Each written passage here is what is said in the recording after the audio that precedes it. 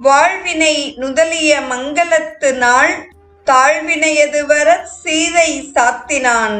சூழ்வினை நான்முகத்து ஒருவர் சூழினும் ஊழ்வினை ஒருவரால் ஒழிக்கற்பாலதோ என்று ராமாயணம் கூறுகிறது.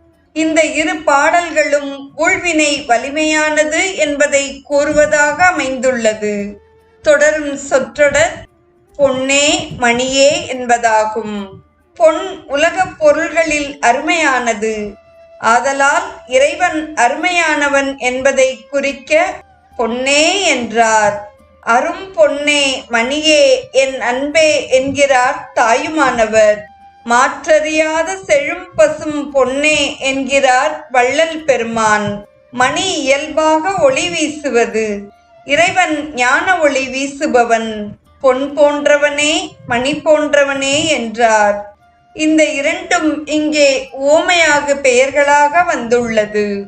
தொடரும் சொற்றொடர்